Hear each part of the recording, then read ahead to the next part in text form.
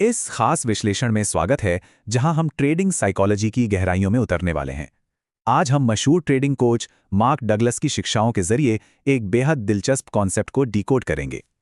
हम उस psychological gap यानी मानसिक खाई के बारे में बात करेंगे जो एक नौसिखिए और एक असली प्रोफेशनल ट्रेडर के बीच होती है।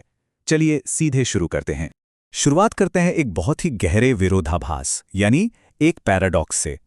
मार्क डगलस एक बड़ा ही अहम सवाल पूछते हैं, ट्रेड करने के लिए आखिर किस शारीरिक कौशल की जरूरत होती है?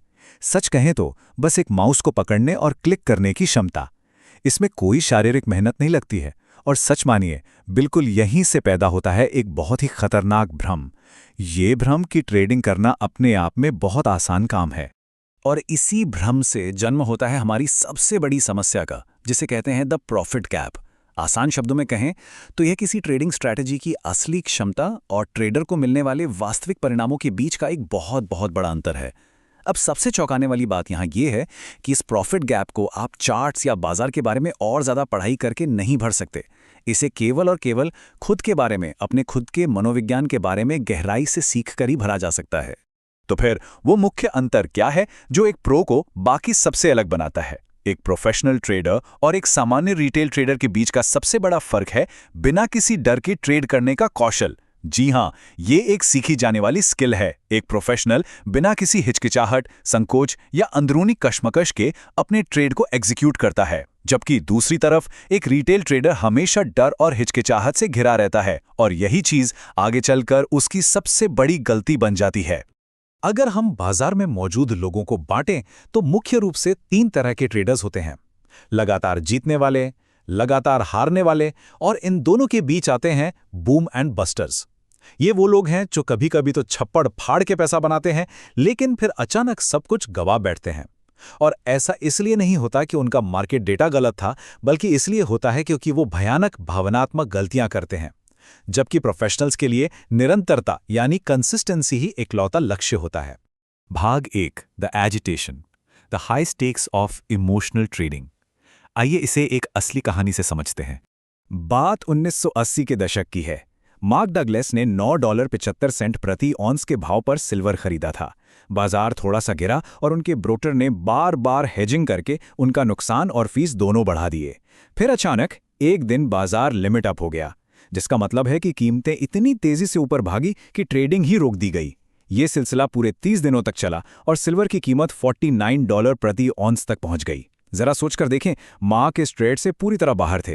वे बस दूर बैठकर इस दर्दनाक नज़ारे को देख रहे थे। एक बहुत बड़ा अवसर हाथ से निकल गया था। उनके तीव्र डर और स्थिति पर नियंत्रण न होने की वजह से एक बहुत बड़ी वित्तीय आपदा सामने खड़ी थी। इस भयंकर घटना का अंजाम क्या हुआ? दिवालियापन। मार्क ने अपना सब कुछ खो दिया। उनकी एक बेदाग क्रेडिट हिस्ट्री थी जो अब पूरी तरह से खाक हो चुकी थी। उनका बाहरी रुतबा, कारें, अपार्टमेंट, सब कुछ छिन गया। ये महज पैसों का नुकसान नहीं था, बल्कि एक संपूर्ण मनोवैज्ञानिक पतन था। लेकिन कहते हैं ना, जब इंसान बिल्कुल जमीन पर गिर जाता है तो फिर उठने के अलावा कोई रास्ता नहीं बचता। यहां एक चमत्कार हुआ। मार्क बताते हैं कि जब उन्होंने अपने सबसे बुरे डर का सामना कर लिया, जब वे बिल्कुल निचले स्तर पर पहुंच गए, तो अचानक उनका सारा डर छुमंतर हो गया। उन्हें अंदर से एहसास हुआ कि मैं ठीक हो जाऊंगा। और जैसे ही मन से वो डर निकला, बाजार के पैटर्न उनके सामने बिल्कुल शीशे की तरह साफ हो गए। और बिल्कुल यहीं से डगलस का सबसे मशहूर कॉन्सेप्ट जन्म लेता है, केयरफ्री स्टेट ऑफ माइंड, यानी एक निश्चिंत मानसिक स्थिति। ये एक ऐसी मानसिक स्थिति है जहां ट्रेडर बिना किसी डर के बाजार के साथ जुड़ता है। वो बिना किसी दबाव के, बिना एक पल की हिचकिचाहट के बाजार के पैटर्न्स पर एक्शन लेता है।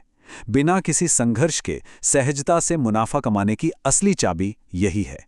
भाग 2, डीप फोकस, $12 मिलियन का बॉन्ड ट्रेडर। चलिए एक और दिलचस्प उदाहरण देखते हैं। जरा इस बड़े से नंबर को देखिए, $12 मिलियन।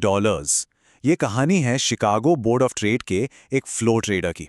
इस शख्स ने अपने अकाउंट्स को $12 मिलियन तक पहुंचा दिया था, लेकिन फिर इमोशनल साबोटाज और अपने ही भावनाओं पर नियंत्रण खोने की वजह से नौबत यहां तक आ गई कि वो अपना घर तक खोने की कगार पर पहुंच गया था। बॉन्ड मार्केट का दबाव सच में अकल्पनीय होता है। वहां प्राइस के एक टिक यानी सबसे छोटे बदलाव की कीमत $31.25 होती है। अब सोचिए, ये ट्रेडर एक बार में 1,000 कॉन्ट्रैक्ट्स का ट्रेड करता था। इसका सीधा सा मतलब है कि कीमत में जरा सी भी हलचल होने पर एक पल के अंदर $31,000 से ज्यादा का उतार चढ़ाव आ जाता था। इस स्तर के दबाव में गहरा फोकस बनाए रखना जिंदगी और मौत के खेल जैसा है।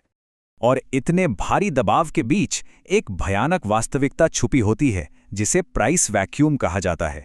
ये वो पल होता है जब बाजार में खरीदार अचानक से गायब हो जाते हैं, बिना किसी चेतावनी के। पलक झपकते ही लाखों डॉलर का नुकसान हो सकता है। अगर ट्रेडर का ध्यान एक सेकंड के लिए भी भटका तो समझ लीजिए खेल खत्म। उस ट्रेडर का रोजाना का दर्दनाक चक्कर कुछ इस तरह का था। वो दिन भर पूरा फोकस रखकर $5 लाख कमा लेता था, लेकिन फिर दिन के अंत में थकान और गुस्से की वजह से उसका फोकस टूट जाता था और वो महज अपनी लापरवाही में $4,75,000 गंवा देता था। दिन के अंत में उसके पास केवल $25,000 बचते थे। जरा ध्यान दीजिए, ये कोई तकनीकी खराबी नहीं थी, ये पूरी तरह से एक मनोवैज्ञानिक विफलता थी। भाग 3, the solution, building the professional mindset. आइए देखते हैं कि इस विनाशकारी चक्र को कैसे तोड़ा जाए। उस $12 मिलियन वाले बॉन्ड ट्रेडर के लिए एक बहुत ही सख्त नियम बनाया गया, दिन में केवल 1 घंटे का नियम।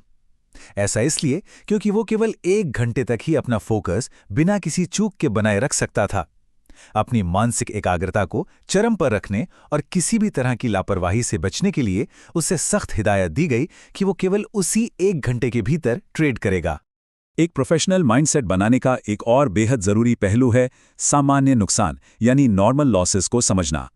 देखिए, लगातार जीतने वाले ट्रेडर्स भी नुकसान उठाते हैं, लेकिन सबसे खास बात यह है कि वो इन गिरावटों को अपनी ट्रेडिंग स्ट्रैटेजी का एक गणितीय और स्वाभाविक हिस्सा मानते हैं।